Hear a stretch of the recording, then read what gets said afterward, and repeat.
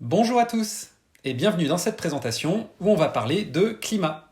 Mais avant de parler de co-bénéfice climat, on va parler d'énergie. Et on va prendre un petit peu de recul. On va prendre 300 000 km de recul avec ici la Terre, là la Lune, les 384 000 km entre les deux, rien à des dizaines de millions de kilomètres d'un côté et pareil de l'autre côté.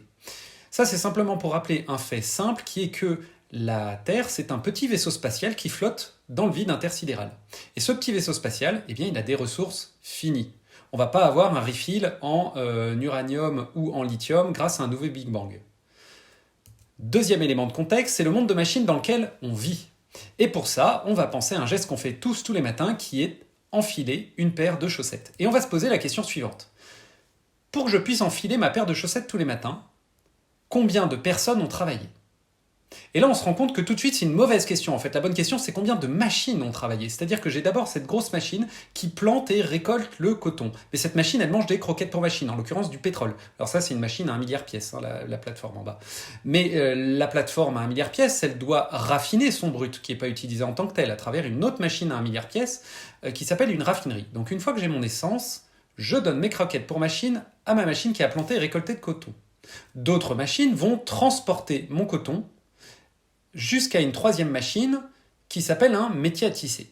Alors le métier à tisser, il mange des croquettes pour machine atypiques ou intermédiaires, en l'occurrence de l'électricité. Et ceci n'est pas une centrale nucléaire. En bas à droite, la centrale électrique est une centrale à charbon, une toute belle, toute neuve centrale à charbon allemande, inaugurée en 2019, pas très loin de Essen. Elle a coûté 1,5 milliard d'euros et aussi puissante que nos plus grosses centrales nucléaires françaises. Et donc, une fois qu'on a notre charbon, donc nos croquettes pour machine qui ont alimenté notre centrale électrique a produit de l'électricité, donc un vecteur énergétique, par exemple au même titre que l'hydrogène, qui est un autre vecteur énergétique. Cette électricité alimente notre machine, donc le métier à tisser, qui tisse nos chaussettes. Ensuite, une autre série de machines qui va manger des croquettes pour machine, donc du fuel ou de l'essence, va transporter nos chaussettes jusqu'au centre commercial construit par des machines. Je vais prendre ma voiture, donc une machine, pour aller jusqu'au centre commercial. Et ensuite, je vais revenir dans ma maison ou mon appart qui a lui-même été construit par des machines. Donc pour pouvoir faire ce geste tout simple tous les matins, qui est d'enfiler une paire de chaussettes, j'ai mobilisé un parc de machines absolument colossal. Et ce parc de machines absolument gigantesque, en fait, c'est mon costume d'Iron Man. Alors, j'en ai pas conscience, parce qu'il n'est pas collé à ma peau. J'ai pas un exosquelette avec un super poing qui me permet de creuser aussi fort qu'un bulldozer pour construire des buildings. J'ai pas une mâchoire aussi puissante qu'une presse à aboutir pour fabriquer mes couteaux et mes fourchettes. Mais pourtant, j'utilise des couteaux et des fourchettes tous les jours. J'ai pas des turbojets sous mes chaussures qui me permettent de voler jusqu'à Lisbonne. Mais pourtant, je peux acheter avec EasyJet un ticket à 40 € pour aller jusqu'à Lisbonne. Donc en fait, je n'ai pas un costume d'Iron Man. Mais pourtant, j'ai bien tous les super pouvoirs qui lui sont associés. Alors maintenant, on va parler de niveau de vie. Alors le niveau de vie, c'est quoi ? C'est tout ce que j'ai. C'est-à-dire l'ordi à travers lequel je vous parle, le smartphone qui permet de visualiser cette petite vidéo, c'est le bureau sur lequel tout ça est posé, c'est mon slip, enfin bref, c'est tout ce qu'on a. Et ce niveau de vie, c'est quoi ? C'est simplement le travail du parc de machines à notre service. Ce parc de machines à notre service, il mange quoi ? Il mange des croquettes pour machines. Et les croquettes pour machines, c'est quoi ? C'est de l'énergie. C'est-à-dire du charbon, du gaz, du pétrole, de l'uranium, du vent, du soleil, etc. Alors maintenant, on va parler un petit peu d'empilement. Voici un graphe qui montre entre le début de la révolution industrielle et aujourd'hui, c'est-à-dire entre 1860 et aujourd'hui, la quantité d'énergie consommée par personne en moyenne mondiale. Donc chaque humain a consommé de moins en moins de bois. Mais par-dessus, c'est rajouté le charbon. Et là, on voit bien que le charbon n'est pas une énergie du passé. Ensuite est arrivé le pétrole, puis le gaz, puis s'est ajouté l'hydroélectricité, le nucléaire et enfin les nouvelles énergies renouvelables, l'éolien, solaire, biomasse, etc. Alors là, j'ai deux remarques. La première, c'est si, dans les 10 ans à venir, on doit remplacer tout ce qui fait du CO2 par la petite queue violette en haut, vu ce qu'on a réussi à faire en 20 ans, la probabilité qu'on remplace tout ça en 10 ans me semble, hasardeux. Il y a une deuxième remarque que j'aimerais faire. la croissance exponentielle de la population humaine mondiale entre 1800 et aujourd'hui, c'est-à-dire qu'entre 1800, où il y avait 1 milliard d'humains, et aujourd'hui, où il y a presque 8 milliards d'humains, donc la croissance exponentielle du nombre d'humains sur Terre multipliée par la croissance exponentielle de l'énergie par personne, ça nous donne une méga exponentielle de l'énergie totale consommée par l'humanité, enfin par le parc de machines au service de l'humanité. On a vu avec le Covid qu'une exponentielle, c'était peut-être un problème. Est-ce qu'une méga exponentielle ne risque pas d'être un méga problème? Donc aujourd'hui, notre costume d'Iron Man, il mange quoi? Eh bien à 85%, du charbon, du pétrole et du gaz. Donc à 85%, en fait, il prend du carbone enfoui dans le sous-sol, il le brûle dans ses moteurs, il le rejette dans la poubelle générale de l'humanité qu'est l'atmosphère. Si je fais la synthèse de cette première partie, on travaillait à force de bras, on a arrêté de travailler à force de bras et les machines se sont mises à travailler à notre place. Aujourd'hui, nos métiers consistent quasi exclusivement à piloter des machines. On pilote des machines qui fabriquent des semences, on pilote des machines qui fabriquent des engrais, on pilote des épandeurs d'engrais, on pilote des tracteurs qui mettent les semences, les engrais, on pilote des ramasse-patates qui ramassent les patates, on pilote des camions qui transportent les patates ramassées, on pilote des voitures qui vont acheter les patates avec nous dans la voiture, et on pilote une plaque à induction qui fait cuire les patates pour qu'on puisse les manger. Donc bref, aujourd'hui, on pilote des machines qui travaillent pour nous. Ces machines, à 85%, elles consomment des énergies qui sont du carbone et donc qui émettent du CO2. À 10%, c'est du renouvelable, 5% du nucléaire. J'ai séparé le nucléaire parce qu'il n'est pas renouvelable, mais il n'émet pas de CO2. Et là, nous avons deux lectures possibles de ces émissions. La première lecture possible, c'est une lecture territoriale. La France est responsable de ces émissions et la Chine est responsable des CN. Point barre. La deuxième lecture possible, ce n'est pas une lecture territoriale, c'est une lecture qui est en bilan carbone ou en consommation. C'est la même chose. C'est-à-dire que mon iPhone m'appartient, je suis le seul à l'utiliser et par conséquent, c'est moi qui vais porter tout le carbone associé à son cycle de vie. Donc, dans ce cadre, ce que l'on va voir, c'est que la consommation des 10% les plus riches a pour conséquence 50% des émissions de CO2. Pourquoi cela ? Parce que mon iPhone, il a été assemblé en Chine. Donc, le CO2 émis par les usines chinoises, alimentées très probablement par des centrales à charbon qui fabriquent de l'électricité, c'est des émissions pour moi. Le lithium, qui a été extrait de mines peut-être en Bolivie ou en Amérique du Sud, c'est des émissions pour moi aussi. Le cobalt extrait en République démocratique du Congo, c'est pour moi aussi. Le pétrole extrait en Russie, en Arabie Saoudite ou en Amérique du Nord pour faire voler mon iPhone de l'usine chinoise jusqu'au Apple Store en France, c'est pour moi encore. Donc si je regarde le point de vue consommation, donc le point de vue bilan carbone, la consommation des 10% les plus riches a pour conséquence 50% des émissions de CO2 mondiales.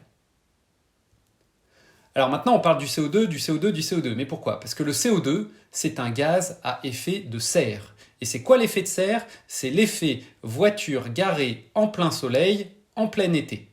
C'est hyper simple. Vous vous garez en plein été, en plein soleil, vous allez faire vos courses, vous partez pendant 2 heures, vous faites je sais pas quoi, vous revenez ensuite dans votre voiture, vous ouvrez la portière et là, boum, vague de chaleur. Impossible de remonter dans la voiture tout de suite, il fait tout simplement beaucoup trop chaud. Vous attendez 2 minutes, au bout de 2 minutes, vous vous asseyez, vous sautillez un peu, vous brûlez un peu les fesses, vous brûlez un peu les mains sur le volant, mais c'est pas grave, vous ouvrez les fenêtres, ou pire, vous mettez la clim, et hop, vous repartez en voiture et tout va bien. Eh bien, le gaz à effet de serre, c'est le toit de la voiture. Là, ce que nous construisons avec le parc de machines à notre service, en fait, c'est un toit, mais cette fois-ci, tout autour de la Terre. Et cette fois-ci, on ne va pas passer un petit coup de fil à Thomas Pesquet. Oui, allô, bonjour Thomas Pesquet, Station Spatiale Internationale.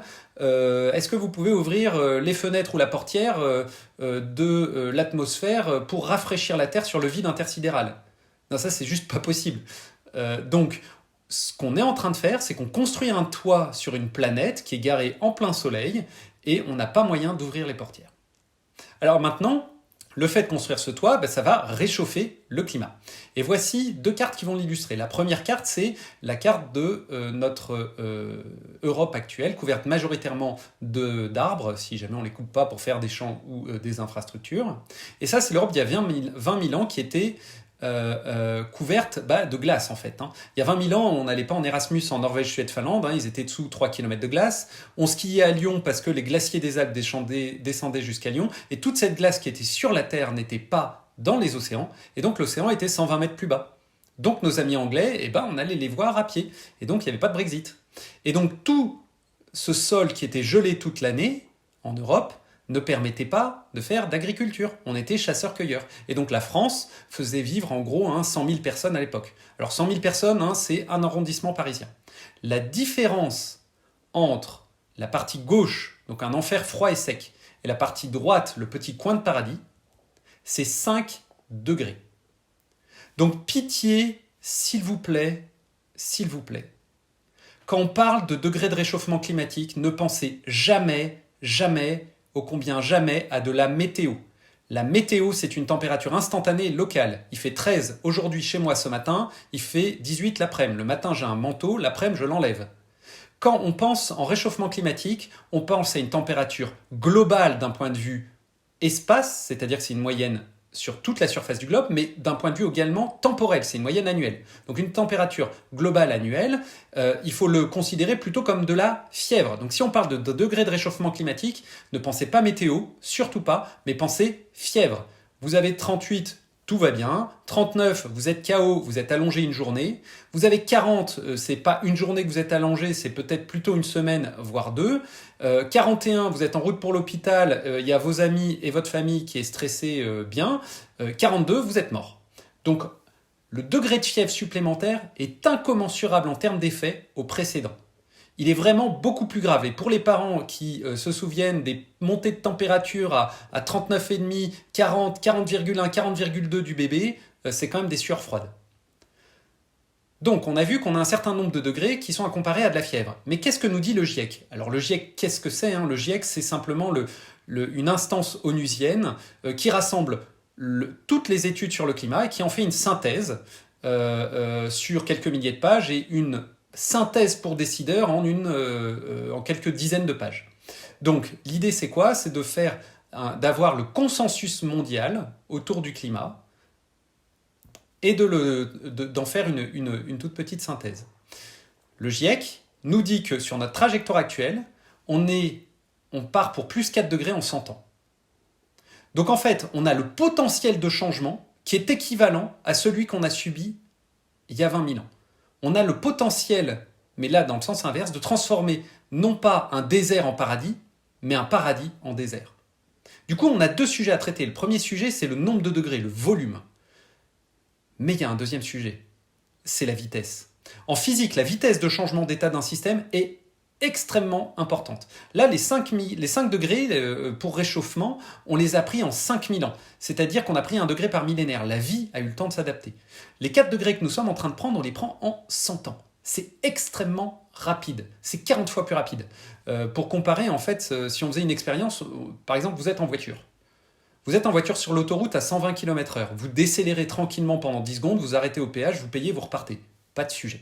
Maintenant, mettons que vous faites la même expérience, mais avec un changement d'état 40 fois plus rapide. Vous êtes à 120 sur l'autoroute, vous vous arrêtez à 0 pour payer au péage, sauf que vous ne le faites pas en 10 secondes.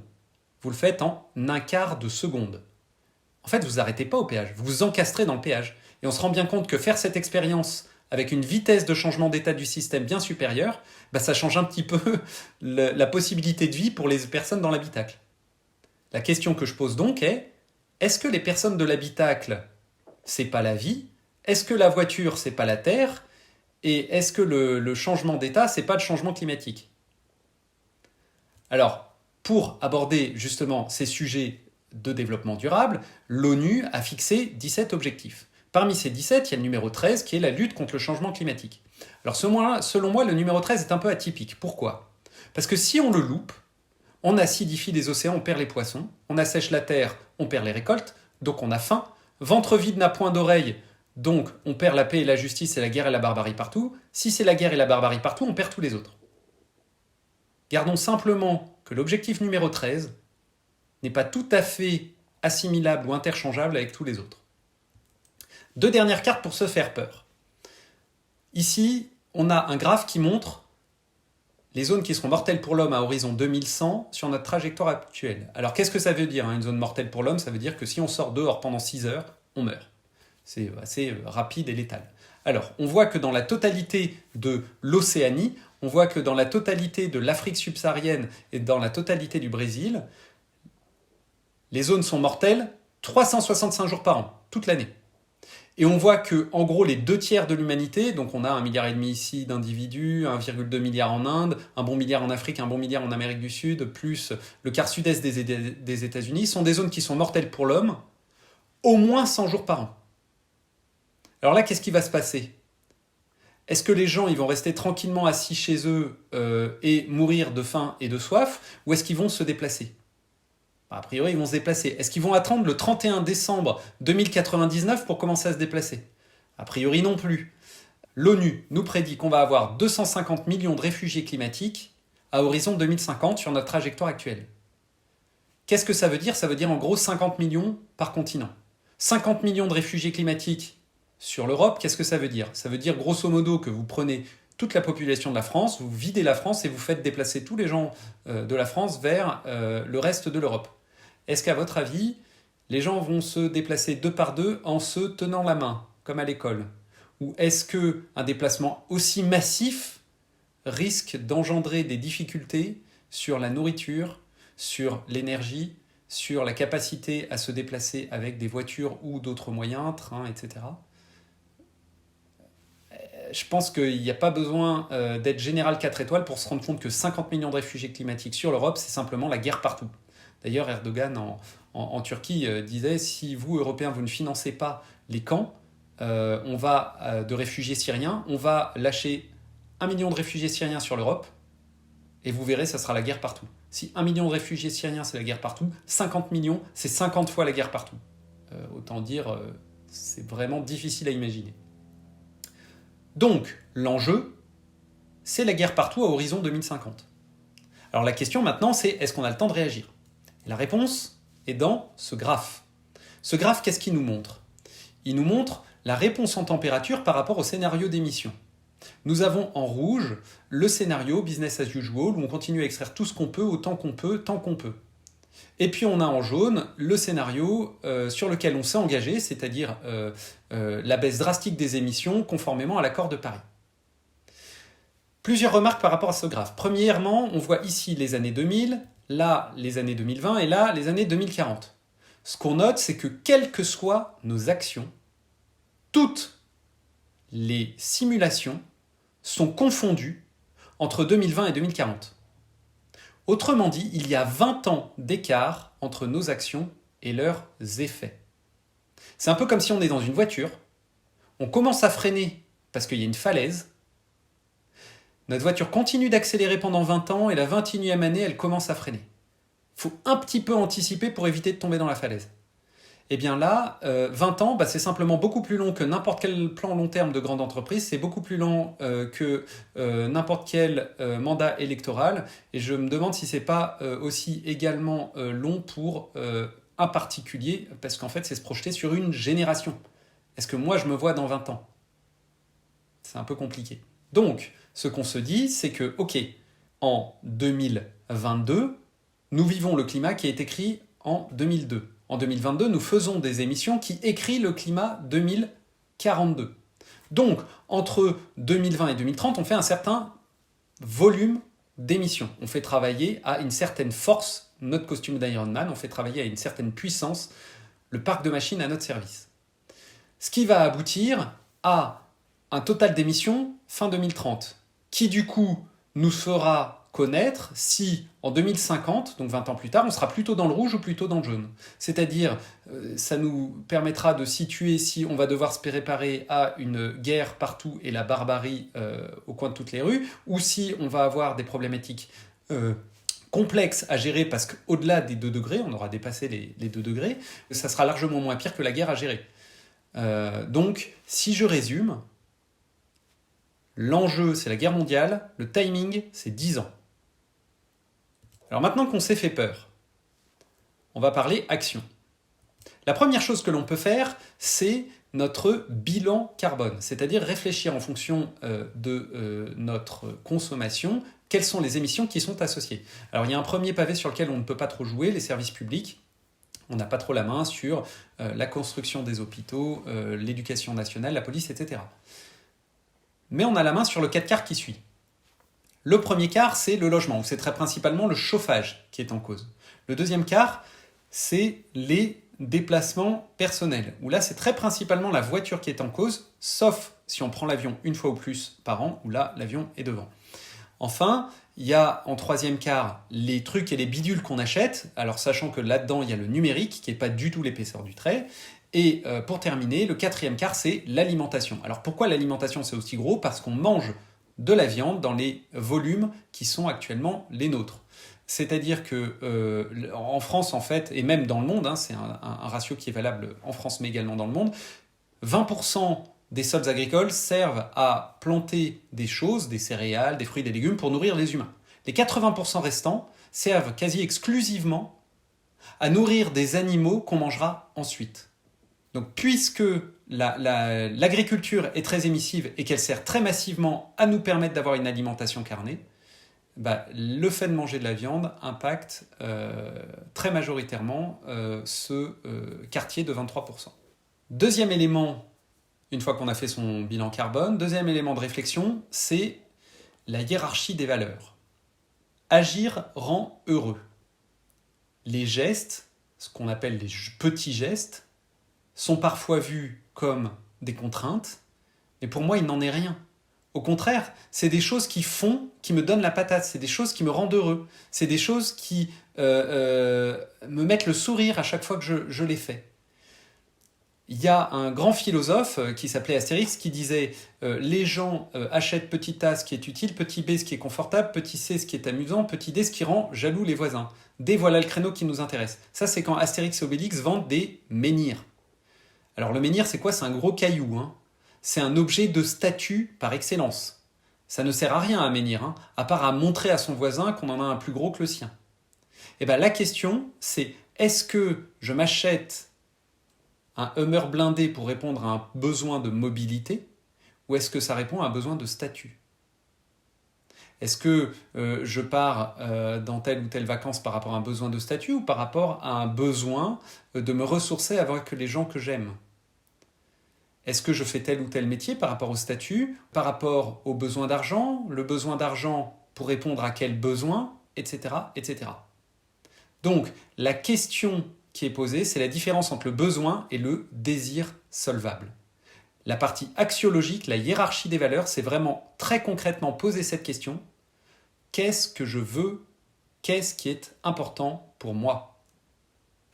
Alors parce qu'il n'est pas tout à fait sûr qu'on s'applique dans la bonne mesure, qu'on fasse des choix à titre personnel dans la bonne mesure pour limiter le réchauffement climatique, il est possible qu'on vote pour des gens qui nous aident et qu'on choisisse collectivement de modifier notre niveau de vie, de repenser notre vie autour de ces enjeux.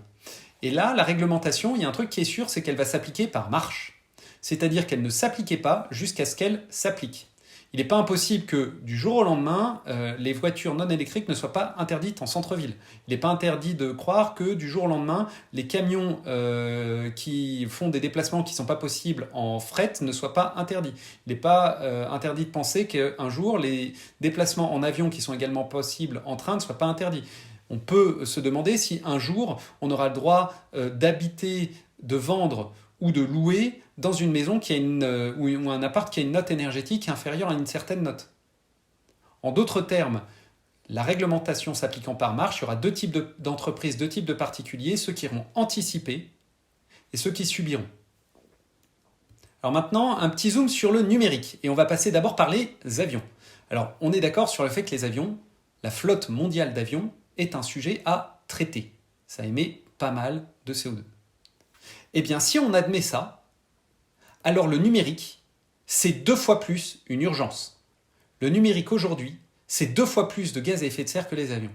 Et pourquoi ça? Parce que le numérique, c'est des ordis, des télés, des smartphones, mais également des câbles réseau, des infrastructures réseau, des data centers, donc tout ça alimenté en électricité. donc des centrales électriques. Et donc, la question du numérique, pourquoi ça émet? Eh bien, ça émet pour moitié parce qu'on produit des ordis, des télés, des smartphones, et pour moitié parce qu'on les utilise. Deux remarques par rapport à ça. Si on garde nos ordis et nos télés et nos smartphones plus longtemps, ça diminue drastiquement leur impact. Et ensuite, si on regarde ce qu'on en fait, eh ben, ce qu'on note, c'est que dans le Orange, 60% du Orange, c'est de la vidéo. Et c'est quoi la vidéo? La vidéo, c'est que 4 piliers qui pèsent à peu près tous la même chose. C'est Facebook, c'est-à-dire les petites vidéos privées, WhatsApp et Insta et compagnie, les petites vidéos privées qu'on se partage entre amis. C'est Netflix, la vidéo à la demande. C'est YouTube, les petites vidéos qu'on visionne sur les réseaux sociaux. Et c'est YouPorn, la pornographie. Donc ce qu'il faut retenir, c'est que 60% du Orange, c'est vraiment que 4 choses. Le porno, YouTube, Netflix et les réseaux sociaux avec les petites vidéos qu'on se partage. Maintenant, du coup, je regarde typiquement certaines vidéos quand c'est des conférences et que j'ai pas besoin d'une haute définition en basse définition. Je les regarde en 144p. Si je termine et donc je conclus. Notre monde est à ressources finies. Notre niveau de vie, c'est-à-dire tout ce qu'on possède, mais également tout le temps qu'on a. Le temps avant de travailler, les études longues, le temps pendant qu'on travaille, les vacances, les week-ends, le temps après qu'on ait travaillé, la retraite, tout ça, c'est la productivité des machines. Notre niveau de vie, tout ce qu'on a et tout le temps qu'on a, c'est la productivité des machines. Les machines, elles mangent quoi? Elles mangent des croquettes pour machines, qui aujourd'hui, à 85%, est du CO2. Le CO2, ça a pour conséquence de déplacer potentiellement des centaines de millions de personnes et donc d'amener de la guerre et de la famine partout. Les maladies, j'en parle même pas, on est en plein dedans. Et face à ça, nous avons 2 niveaux de gestes. Le premier, c'est les petits gestes. Les petits gestes, repensons à notre bilan carbone. Le petit geste, c'est les fameux 4 quarts, le quart logement, le quart déplacement, le quart truc et bidule que j'achète et le quart alimentation. Mais c'est intimement lié aux gestes systémiques. Alors que sont les gestes systémiques? Les gestes systémiques, le premier d'entre tous, c'est l'aspect axiologique, la hiérarchie des valeurs. Qu'est-ce qui est important pour moi? Autour de quoi j'ai envie de construire ma vie? Qu'est-ce qui fait que quand je serai sur mon lit de mort et que je regarderai mes enfants et mes petits-enfants, je serai fier de la vie que j'aurai vécue et je ne changerai rien? L'aspect axiologique donc, la hiérarchie des valeurs. Deuxième aspect, c'est des aspects qui sont politico-économiques et financiers. Comment est-ce que j'organise l'approvisionnement énergétique au niveau européen? Est-ce que cet approvisionnement énergétique, je le pense avec du pétrole? Est-ce que je le pense avec du gaz? Est-ce que je le pense avec du nucléaire? Est-ce que je le pense avec du vent? Si oui, dans quel volume? De combien ai-je besoin? Ensuite, il y a l'aspect organisation, l'urbanisme, organisation des villes. Est-ce que des mégalopoles tiennent dans la durée? Est-ce qu'il ne faut pas penser des villes de taille moins importante? Est-ce que la capacité à se nourrir est compatible avec une ville d'un certain nombre d'habitants? Est-ce que l'organisation actuelle de notre agriculture, avec en gros des régions qui exportent la totalité de ce qu'elles produisent et qui importent la totalité de ce qu'elles consomment, c'est un souhait de société? Ou est-ce que notre souhait, c'est plutôt de la polyagriculture plus locale avec moins de transport? Il y a l'aspect financier. Dans l'aspect financier, on va se poser la question de l'orientation des flux financiers. Aujourd'hui, le climat, ce dont il se soucie, c'est la diminution de la sphère du brun. L'augmentation de la sphère du vert est un amortisseur qui sert à conserver un maximum de niveau de vie tout en diminuant la sphère du brun. Mais le climat se contrefout de l'augmentation de la sphère du vert. Le climat, le seul critère important à ses yeux, c'est la diminution de la sphère du brun. Comment on pense ça? Comment on discute de l'orientation des flux au niveau des banques commerciales? Comment on parle de la pensée économique au niveau des banques centrales? Est-ce qu'on peut parler de green TLTRO ou de quantitative easing green? Est-ce que c'est des questions qui sont posables? C'est une question que je me pose. Merci beaucoup pour votre écoute. Et pour terminer, une petite citation de Confucius. Lorsque tu fais quelque chose, sache que tu auras contre toi ceux qui voudraient faire la même chose, ceux qui voudraient le contraire, et l'immense majorité de ceux qui ne voulaient rien faire. Merci et j'espère à une prochaine. Ciao.